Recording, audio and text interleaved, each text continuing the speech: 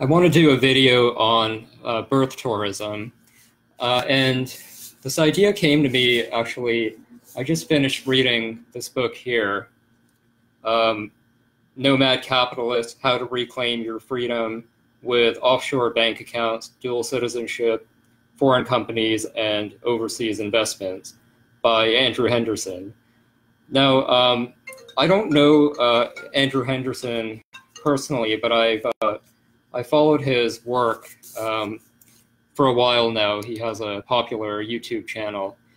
And Henderson is an entrepreneur who, I guess he's an American by birth, and he sold a bunch of businesses, and then beginning in 2008, began to travel around the world looking for better places to live and also diversifying his assets and so forth. And he talks in the book about just different ways to do it. He provides a good overview of offshore banking, dual citizenships, and foreign companies, and other things. But there was a part of the book that I wanted to talk about, which is birth tourism. And hey, Robert, thanks for joining. And the interesting thing with birth tourism is that it became a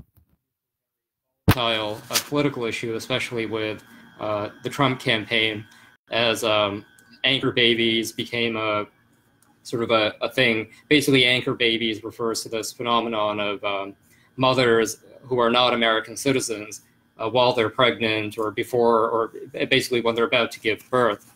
They end up coming on U.S. soil, and the reason is because of the American policy of birthright citizenship, where regardless of what your parents do, if you have a child on American soil, they automatically get American citizenship, which obviously has its. So, the interesting thing, though, is that not a lot of people talk about the value of birth tourism for Americans. And what I mean by this is basically that, for even if you have an American passport and American citizenship, and it's serving one's purpose right now, it's not obvious that this is the best passport to have, or in any case, that it's the only passport to have. And there are a lot of reasons for that, but partly it has to do with the quality and circumstances surrounding the American visa when you travel. Partly it may have to do with whether or not you want to live in another country. It's very pertinent if you're an American citizen beyond a certain level of wealth and you want to think about renouncing your citizenship. And this is a particularly live issue for American citizens because of our tax system, which is one of the only countries that taxes on the basis of citizenship, as opposed to territory. So in other words, like if you're an American citizen, even if you're living in another country, you have no real ties to the U.S. You have a business abroad, a bank account abroad. You're on the hook for American taxes as long as you have a American passport.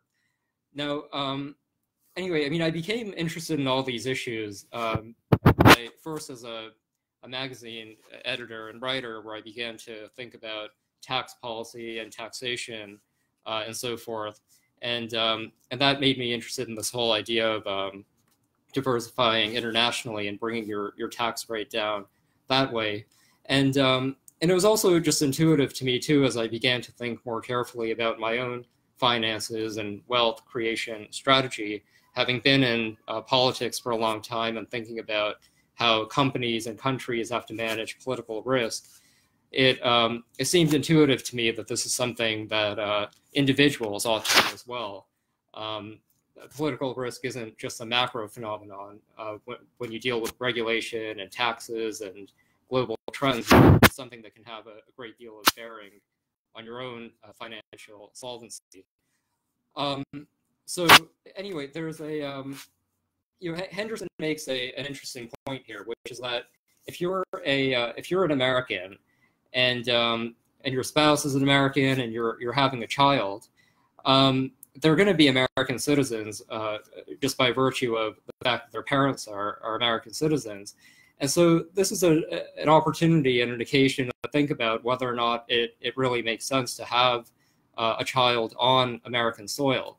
Now, I mean, I think obviously one of the reasons you might want to do it is if you think you want to maintain the option of your child running for president, you're probably making a safer bet by having your child on American soil because more likely than not, the Constitution mandates that you can only be president if you're actually born on the soil. But if you don't care too much about that, then there are a lot of arguments to have a child abroad. And in the vast majority of European and, well, in fact, I guess in every European country and also Asian countries, they don't do birthright citizenship. They do it on the basis of blood, not location. So, like if you're a German couple and you're living in Thailand, you're not, even if you're born in Thailand, you're a German citizen. You don't get citizenship there. But the Americas continue to practice birthright citizenship. I actually don't know why that is. If anyone does know, I'd be interested. I'm guessing it just has to do with historical circumstances and the fact that these countries in the Americas were founded and created by settlers.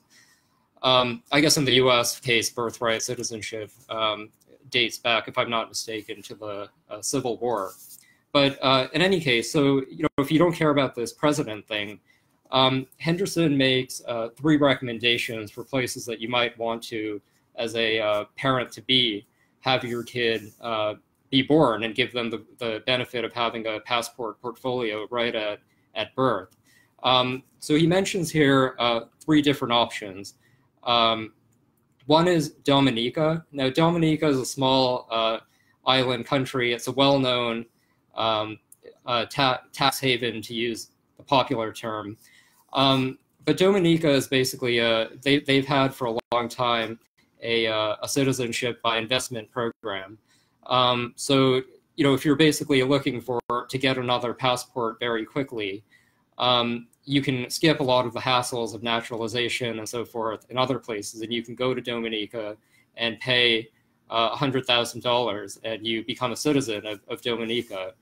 But what's happened with Dominica, in addition to having the citizenship by investment option, you can also do citizenship at birth. So if you're an American couple, you can go to Dominica, you can have a child there, and you just pay a small fee, and your child becomes automatically a citizen of Dominica, which is great because the U.S. Obviously allows dual citizenship, so you're not complicating their American citizenship.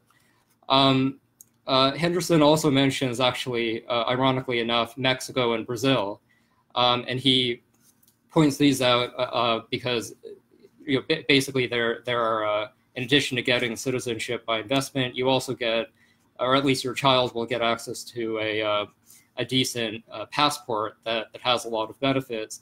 And also, these are, at the end of the day, modern countries where you can have access to modern healthcare and so forth. Now, I think obviously the reason why the vast majority of Americans or other foreigners from Western countries don't do this is, one, I think in the vast majority of cases, people don't really think about this. I found in the space of passport portfolios and internationalizing and so forth that usually, insofar as people get into it at all, or even think about it, they usually do so after making a fortune, after seeing their tax bill, and then realizing that they want to do something about it. But I think this birth tourism thing really shows how the gains that can be made by really being proactive at a young age about managing your wealth and diversifying it and so forth. But in addition to just not even occurring or thinking about it, I think people have concerns about the quality of healthcare and whether or not it's really ultimately safe to have a child in these countries.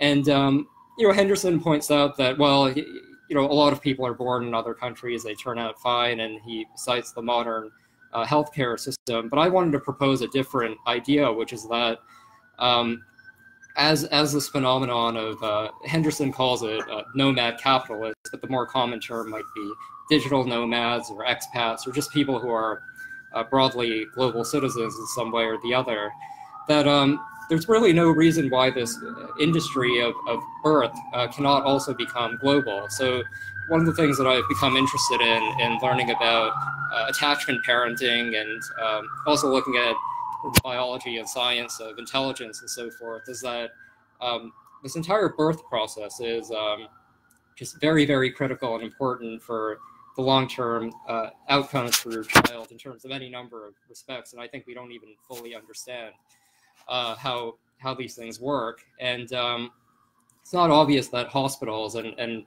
modern doctors and so forth are necessarily the optimal way to have a child. And so one of the things that people who are interested in attachment parenting and some of these other theories are into is almost like a return to an older practice, which is to use midwives. And, you know, that way you just have a more natural birth. You know, it helps with, obviously the mother will potentially be in a more comfortable situation. The child will be able to bond right at birth with the mother. So it seems to me that there's room here, and maybe there's already a market. I'd have to research it, but like a market or an industry of midwives and people who can just sort of transport somehow the infrastructure that's needed for a child. And that way you can go to Dominica, you can go to Mexico, you can go to Brazil. You can take advantage of all the benefits of having this other passport and of doing birth tourism. And you can also get the developmental and health benefits of doing the childbirth process the right way. So if anyone knows more about this or has thought about it, especially people who are familiar with attachment parenting and whatnot, or maybe people who are already digital nomads or expats or people who have gone through this process, I'd be very interested. But I wanted to share this, and I hope it was interesting. Okay, bye.